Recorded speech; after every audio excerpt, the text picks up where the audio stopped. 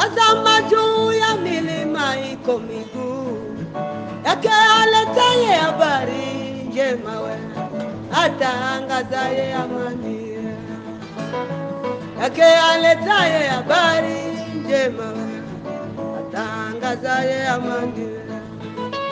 Nouvelle société civile congolaise, bonjour. Bonjour. André Biadounia, vous êtes ici au lieu de l'incident. Qu'est-ce qui explique votre présence ici? Merci beaucoup. Je voudrais peut-être dire que depuis qu'on a commencé à planifier ces activités, la nouvelle société civile ne s'était pas encore prononcée. Et comme nous avons trouvé que les gens demandaient à ce qu'on puisse se prononcer, c'est pourquoi on le fait aujourd'hui. Je suis dans le cadre de mes itinérances. Je suis venu voir les jeunes, comment est-ce qu'ils se comportent sur le terrain. Et je me rends compte que ça va. Nous sommes venus voir simplement s'il n'y a pas de débordement parce qu'on a appris qu'il y aurait des blessés. On venait voir s'il y a des gens qui ont été blessés pour qu'on puisse les évacuer. Mais aussi suivre le moral des gens si c'est au bon fixe pour qu'on ne puisse pas déborder. Parce que ce que nous voulons, c'est simplement le départ de la MONUSCO, de la mission des Nations Unies ici à Uvira. Et ça ne sera pas simplement à Uvira, nous sommes en train d'emboîter les pas au fur et à mesure pour que tout l'Est soit libéré par la population elle-même. Je voudrais simplement vous dire que la population est fatiguée. Parce que depuis que la MONUSCO est là, ça fait maintenant 22 ans, aucun signe, il n'y a aucun groupe armé qui a été maîtrisé. Et jusqu'à ce qu'ils vont encore arriver à dire que non, nous n'avons pas d'armes pour défier les M23. Même le FARDC n'a rien pour défier les M23. Alors on s'est dit, au lieu de rester avec une mission budgétivore qui ne fait rien, autant qu'elle parte pour que les gens se prennent en charge. Nous allons accompagner les FARDC, nous-mêmes et tous les groupes armés, nous allons vraiment, je crois, nous allons les mettre hors d'état de nuire. Quel est l'état d'esprit de compatriotes qui sont ici et qui ont été victimes, quoi? Vous avez appris, il y a 4 personnes qui ont été électrocutées, qui sont mortes électrocutées. C'est ça, le moral est au zénith. Hein.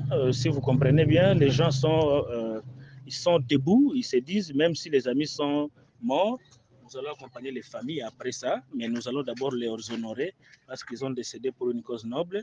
Et après, nous saurons ce que nous pouvons faire pour les comptes de la famille. Et là, nous allons obliger le gouvernement congolais parce qu'ils ont été électrocutés. Et je crois que le gouvernement va s'en charger. Et nous, la population, nous allons voir ce que nous pouvons faire. Je suis venu voir, bon, je me rends compte que les jeunes sont toujours là.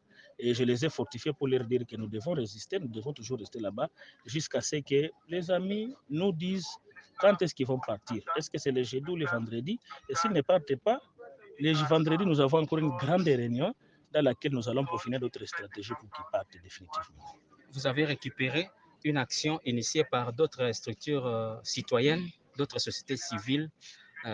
C'est parce que vous avez été, je ne sais pas, accusé d'être corrompu par la MONUSCO, comment? Non, nous n'avons pas récupéré quoi que ce soit. Simplement, en principe, la nouvelle société civile ne peut pas s'intégrer dans une activité dans laquelle elle n'avait pas été conviée au départ. Et comme ce sont les amis qui avaient d'abord écrit, nous, on s'était dit, réservons-nous, on va voir après. Mais les gens réclament. La population dit, André ne s'est pas encore prononcé. Qu'est-ce qu'il y a? Je me suis dit, maintenant, bon, ceux qui disent que j'ai été corrompu, ça, ce sont des fausses allégations. La MONUSCO n'a pas d'argent pour me corrompre. Mais je vous dis simplement que je suis là au service de la population et c'est pourquoi vous me voyez ici. C'est lui qui connaît maintenant, qui m'a donné l'argent, il peut dire non, André, on vous a donné notre 1000 francs, pourquoi tu es encore venu nous chasser? Et je promets que demain, je serai encore là jusqu'à ce que la MONUSCO va partir. André Biadounia a souvent été caractérisé par les actes ou les actions non violentes. Aujourd'hui que les actions sont menées contre la MONUSCO, est-ce que vous avez donc une stratégie, une approche à apporter par rapport à ceux-là qui ont initié cette action aujourd'hui? Exactement. Bon, avant de répondre à cette question, je voudrais peut-être vous éclairer, vous dire qu'il y a des actions qui ont été... Bon, cette action, par exemple, je ne sais pas pourquoi les amis ont voulu nous vilipender dans ce sens, que nous avons pris l'argent.